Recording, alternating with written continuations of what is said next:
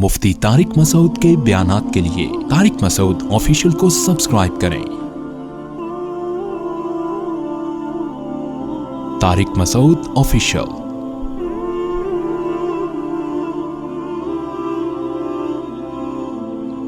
लोग पता नहीं, अब ये जो हमारी जो एजुकेशन से मुताल्लिक जो तबका है ना, ये डरता है इस्लाम की तरफ आने से कि पता नहीं ये हमें मौलाना लोग पिछले ज़माने की तरफ ना धकेल दें। वो डरते हैं कि यार हम कहीं ऐसा ना हो कि दोबारा वो पहाड़ों पत्थरों के दौर में चले जाएं। तो एक खाम इस्लाम का एक वहशत लोगों के दिल में बैठ गई है। इस्लाम आपको किसी चीज़ से मना नहीं करता। इस्लाम ये कहता है कि जिस चीज़ को अल्लाह ने अच्छा कहा उसको अच्छा समझो और उसको अपनाने की कोशिश करो, और जिस चीज़ को बुरा कहा है उसको बुरा समझो भी और उसे छोड़ने की कोशिश भी करो। तो कुरान में अल्लाह ताला ने बहुत सारी चीज़ें ऐसी हैं जिनको हराम करार दिया, नाजायज़ करार दिया, और बहुत सारी चीज़ें ऐसी हैं जिनको अल्लाह ने हमारे लिए ज़रूरी करार दिया है। उन चीज़ों को इस्तेमाल किए बग़ैर, इख्तियार किए बग़ैर और उन बुराइयों को छोड़े बग़ैर हम अच्छे, बोलो भाई, नहीं बन सकते। सबसे पहली चीज़ जो इस्लाम हमसे कहता है, हम एक अल्लाह के मानने वाले हैं। अल्लाह की नज़र में शिर्क सबसे बड़ा जुल्म है, लेकिन दुनिया शिर्क को बुराई, बोलो भाई, नहीं समझ। क्यों नहीं समझती? देखो, आप कहीं दुनिया में जाएं, किसी का तारुफ करवाने, बहुत अच्छे इंसान है, क्या क्यों भाई, इनकी क्या क्या क्यों अच्छे हैं ये? बोले ये खुदा को मानते हैं। ये कोई बात हुई? लोग क्या कहेंगे? ये कोई बात, इससे क्या होता है भाई, एक खुदा को मानते हैं। वो अगर हम अच्छा उसको समझते हैं जो आपके साथ अच्छा है। इसकी मैं एक मिसाल देता हूं। देखिए, एक आदमी घर में अपने वालिद का एहतराम नहीं करता। बाप कितने होते हैं? एक ही होता है ना, ऐसा ही है ना? बाप कितना होते हैं? एक। माँ कितनी होती हैं? एक ही माँ होती है। बाप भी एक होता है, माँ भी, सगी माँ जो है वो हमेशा एक ही होती है, सगे अब्बा हमेशा एक ही होते हैं। आप क्या कर रहे हैं? महल्ले वालों की बहुत खिदमत कर रहे हैं, लोगों को खाना खिला रहे हैं, लोगों के साथ बहुत अच्छे अखलाक से मिल रहे हैं, तो लोग सब कह रहे हैं आप बहुत अच्छे हैं। लेकिन जब आपसे पूछा जाता है कि आपके जो वालिद मोहतरम हैं, आप इनको वालिद मानते हैं? उनके कहते हैं यार मुझे कोई तरद्दुद है, डाउट है, ये मेरे अब्बा हैं भी या नहीं है। तो जो ओरिजिनल अब्बा होंगे उनको किस कदर गुस्सा आएगा, क्या ख्याल है भाई? अगर वो वाकई आपके वालिद हैं, उनको किस कदर गुस्सा आएगा कि ये मुझे बाप मानने के लिए तैयार नहीं। ऐसी सूरत में पब्लिक तो आपको अच्छा कहेगी मगर अब्बा आपको अच्छा नहीं कहेंगे।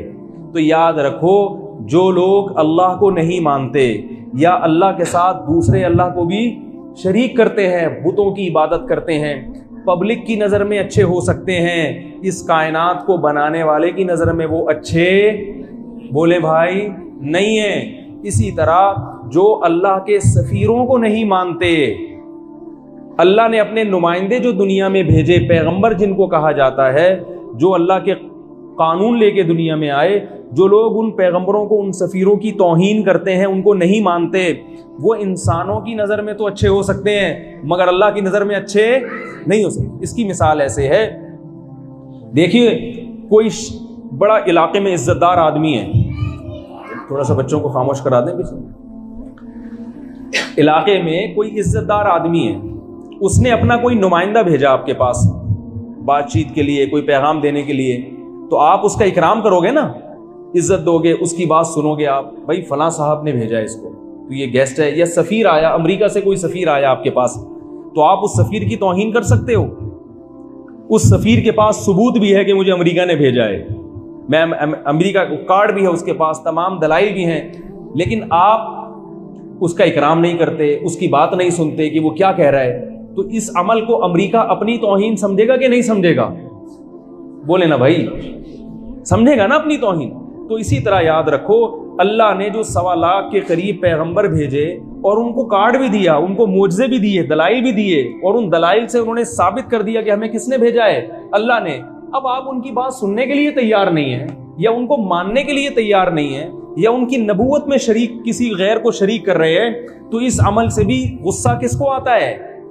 अल्लाह को बहुत गुस्सा आता है। ایسا آدمی پبلک کی نظر میں تو اچھا ہو سکتا ہے کیونکہ پبلک سے اچھا سلوک کر رہا ہے، مگر اللہ کی نظر میں اچھا بولو بھائی نہیں ہو سکتا۔ تو ایک کام آپ نے یہ کرنا ہے، اپنے ایمان کی حفاظت۔ بات آ رہی ہے سمجھ میں؟ ایسا نہ ہو کہ آپ اس رو میں بہہ جائیں۔ ہم ایک اللہ کے ماننے والے اور محمد صلی اللہ علیہ وسلم کو آخری نبی ماننے والے ہیں، اس پہ ہم کسی کے ساتھ کمپرومائز کرنے کے لیے تیار نہیں ہے، کیونکہ ہماری نظر میں جو اس عمل کو نہیں مانتا وہ کتنا ہی کردار کا اچھا ہو مگر حقیقت میں وہ اچھا نہیں ہے۔ وہ دوسری چیز کیا ہے، جلدی جلدی بات کو میں سمیٹ کے ختم کرتا ہوں۔ دوسری چیز کیا ہے، اللہ نے ہمیں اچھا انسان بنانے کے لیے کچھ ایسے علوم دیے ہیں جو بہت ضروری ہیں، جو آپ کو فزکس، میتھ اور کیمسٹری کی کتابوں میں نہیں ملیں، کہیں بھی نہیں ملیں گے آپ۔ وہ کیا علوم ہیں؟ نمبر 1، خالق کے ساتھ کیسے معاملہ کرنا ہے، جس نے پیدا کیا اس کے کیا احکام ہیں، اور جن لوگوں کے ساتھ آپ رہتے ہیں ان کے کیا حقوق ہیں۔ دنیا میں کسی کے پاس یہ علم بولو بھائی نہیں۔ رب کو کیسے راضی کرنا ہے، اور ہم چونکہ انسان ہیں تو ہمارے لیے انسانوں کے بھی حقوق ہیں۔ انسانوں کے کیا حقوق ہیں ہمارے اوپر؟ لوگوں نے اپنی اپنی رائے سے کچھ چیزیں متعین کی ہیں جس میں وہ دھوکہ کھائے ہیں۔ بات سمجھ میں آ رہی ہے؟ اب دیکھو، جس نے ہمیں پیدا کیا اس کے کیا حقوق ہیں؟ اس کے یہی حقوق ہیں کہ اس کی عبادت کی جائے، کیا خیال ہے؟ اس کا شکر ادا کیا جائے۔ اللہ نے ہمیں بتایا کہ کیسے عبادت کرنی ہے، کیسے اس کا شکر ادا کرنا ہے۔ اگر اللہ ہمیں یہ نہ بتاتا تو ہم اپنی رائے سے خود فیصلہ کرتے۔ تو جن قوموں نے اپنی رائے سے فیصلہ کیا ہے ان کا حشر دیکھیں آپ، انہوں نے مندر بنا دیے، انہوں نے پتھر کی بنی ہوئی مورتیاں بنا دی، ان پہ چڑھاوے کیلے چڑھائے جا رہے ہیں اور مٹھائیاں کھلائی جا رہی ہیں اور پتہ نہیں کیا کچھ ہو رہا ہے۔ کیوں؟ ان کے پاس رب کو خوش کرنے کا جو طریقہ ہے وہ طریقہ ان کے پاس مستند نہیں ہے، لہذا پشتوں میں کہتے ہیں اخپل طریقہ۔ انہوں نے اخپل طریقے نکالے ہوئے، ایسے کہتے ہیں نا مولوی صاحب، پشتوں میں یہی کہتے ہیں نا اخپل طریقہ۔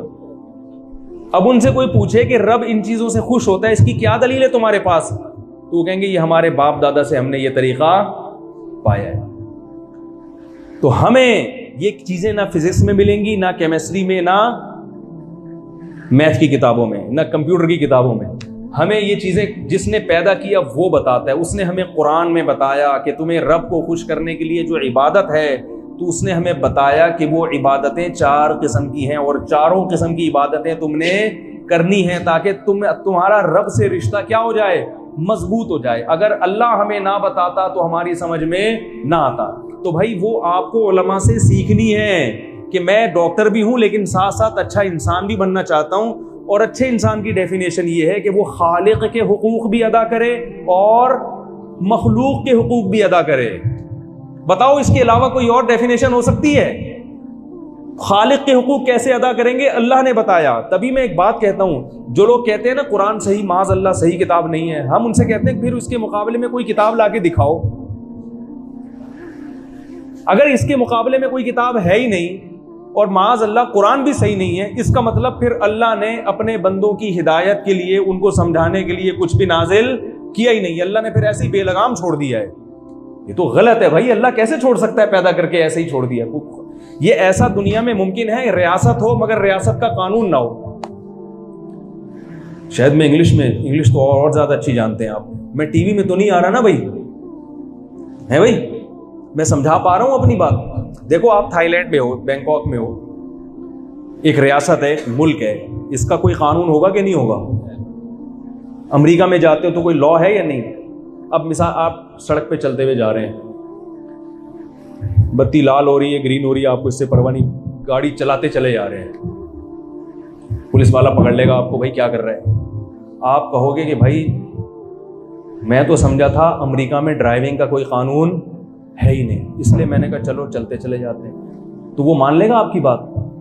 وہ کہے گا بھائی یہ کیسے ممکن ہے، ایک اسٹیٹ ہو، ایک حکومت ہو، اور اس نے اپنی رعایا کو چلانے کے لیے کوئی لا ہی نہ بنایا ہو، یہ تو بھیڑ چال ہو جائے گی۔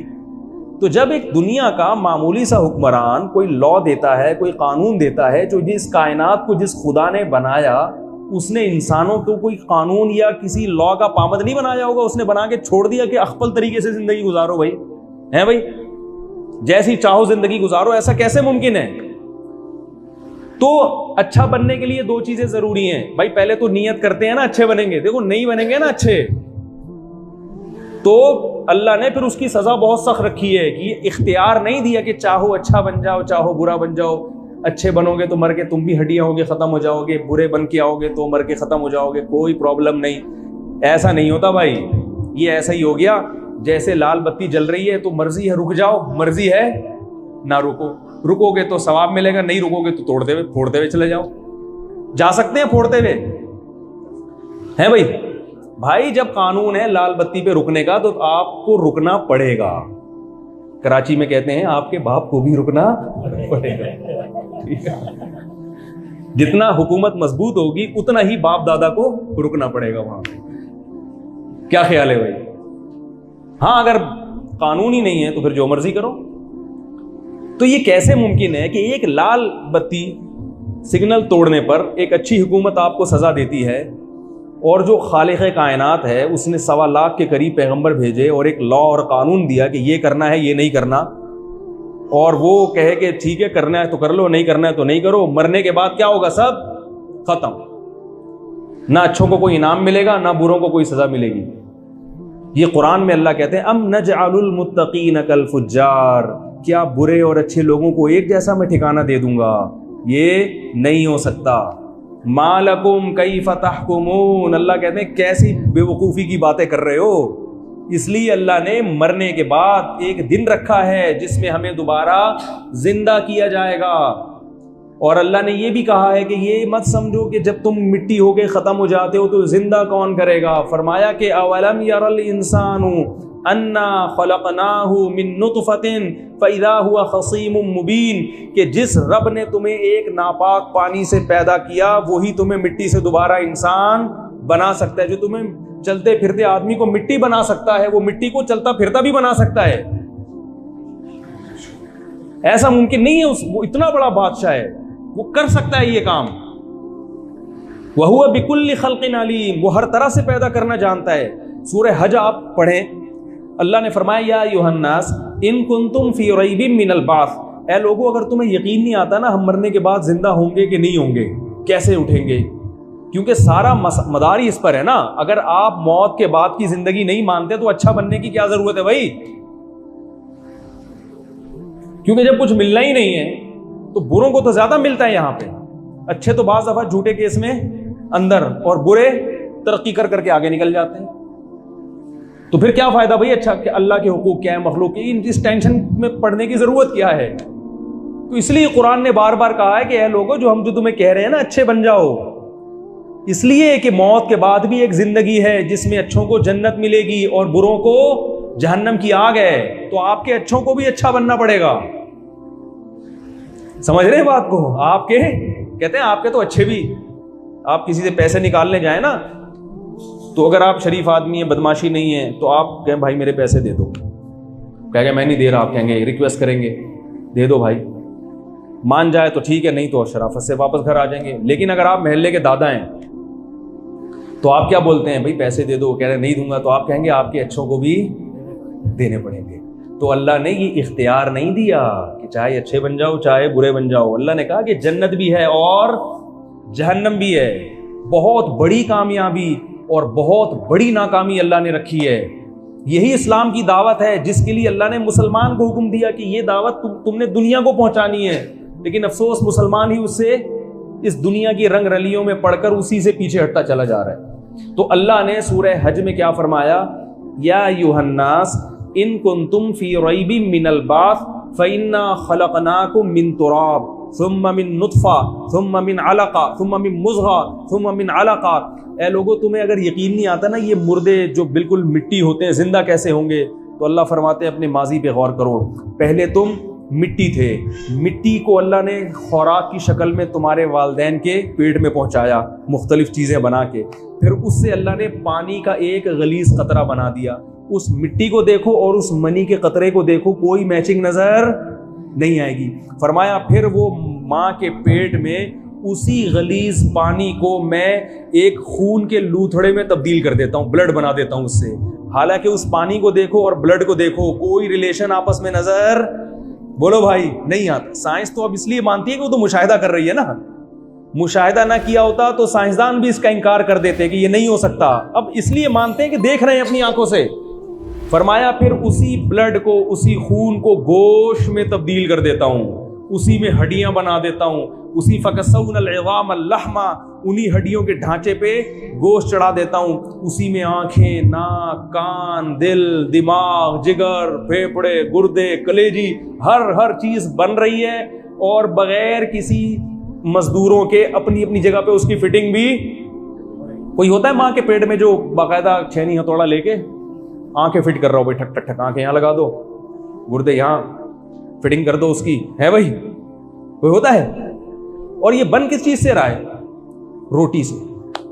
جو بھی ماں کھائے گی بچے کی آنکھیں بھی بنیں گی, بچے کی ناک بھی بنے گی, بچے کا دل بنے گا, گردے بنیں گے. روٹی ہے جس کو اللہ تعالیٰ ماں کے پیٹ میں لے جا کے ہر چیز میں تبدیل کر رہے ہیں. کیسی قدرت کی شاہکاری ہے. مٹی سے, روٹی سے سب کچھ بن رہا ہے, سب کچھ بن رہا ہے. پھر عجیب بات, بچہ جب پیدا ہوتا ہے اسی روٹی سے ماں کی چھاتیوں میں دودھ بننا شروع ہو جاتا ہے. دودھ بنتا ہے اور سپلائی بھی خود بخود اس کی ماں کی چھاتیوں میں ہو جاتی ہے. اور بچہ جب پیدا ہوتا ہے کچھ بھی نہیں جانتا, مگر اسے یہ پتا ہوتا ہے کہ مجھے دودھ کہاں سے ملے گا اور وہ حلق میں کیسے, بولو بھائی کیسے اترے گا وہ حلق. تو اللہ فرماتے ہیں کہ ہم نے مٹی سے پانی بنا دیا, پانی سے پھر گوشت خون بنایا, گوشت خون سے پھر گوشت بنایا, گوشت سے پھر پورا انسان بنایا, پھر پورے انسان میں آنکھ لگا دی, ناک لگا دی, دل بنا دیا, جگر بنا دیا. تو وہ مٹی سے تمہیں دوبارہ نہیں بنا سکتا کیا؟ یا ایھا الناس, اے لوگو, اس میں اللہ نے غیر مسلموں کو بھی خطاب کیا ہے. اے لوگو, ان کنتم فی ریب من البعث, اگر تمہیں تردد ہے کہ کیسے ہوگا, ایسے ہوگا جیسے یہ ہوا ہے, ایسے ہوگا جیسے پہلی مرتبہ ہوا. ہاں تم نے ایک طریقہ دیکھ لیا اس لیے ایمان لے آئے, دوسرا طریقہ تم نے دیکھا نہیں ہے تو اشکال کرتے ہو کیسے ہو گیا. اللہ فرماتے ہیں وَهُوَ بِكُلِّ خَلْقٍ عَلِيمٌ, اس نے ایک طریقہ تمہیں اس لیے دکھایا یہ اپنی قدرت بتانے کے لیے کہ جو اس طرح سے کر سکتا ہے وہ دوسرے طریقوں سے بھی کر سکتا ہے. تو بھائی ہمارے اچھوں کو بھی اچھا بولو بھائی بننا پڑے گا, ورنہ ٹھکانہ بہت برا ہے. دنیا بھی عذاب بنے گی, آخرت بھی عذاب بنے گی. ان غیر مسلموں کی جو دنیاوی عیاشی ہے اس کو دیکھ کر کبھی بھی متاثر نہیں ہونا چاہیے. سکون تباہ, یہ نیچرل لائف تھوڑی ہے. اگر یہ نیچرل لائف ہوتی, اس میں سکون ہوتا, تو بتاؤ خودکشی کا ریشو مسلمانوں میں زیادہ ہے یا غیر مسلموں میں زیادہ ہے؟ حالانکہ پریشانیاں مسلمانوں میں زیادہ ہیں. ہمارے یہاں نہ روزگار ہے نہ بجلی ہے. میں تو وہ واٹر سپلائی والوں سے کہتا ہوں یا تو یہ نلکے بھی لے جاؤ بھائی, ہیں یہ کیوں دل دکھانے کے لیے رکھے ہوئے. جہاں سے ہوا آنی چاہیے کھڑکی سے وہاں سے ہوا نہیں آ رہی, اور جہاں سے نہیں آنی چاہیے نلکا کھولو وہاں سے کیا آ رہا ہے, ہوا آ رہی. ٹینکر ڈلوا رہے ہیں پورے ناظم آباد میں, آپ دیکھیں لوگ, اور وہ ٹینکر گلی کا پورا گلی روک کے کھڑے ہوئے ہوتے ہیں. پارکنگ متاثر ہوتی ہے, لوگ چلتے ہوئے ادھر سے ادھر سے. پھر ٹینکر والے کا پتہ نہیں ہوتا, وہ 10 ٹینکر اچھے ڈالتے ہیں, کھارے پانی کا بھی ڈال کے چلا جاتا ہے اس میں. وہ ایک ٹینشن, اس سے جو پیٹ کی بیماریاں, یہ ٹینشن ہے. اگر یہ لوگ دیکھ لیں یہ تو 4 دن بھی زندہ نہ رہ سکیں.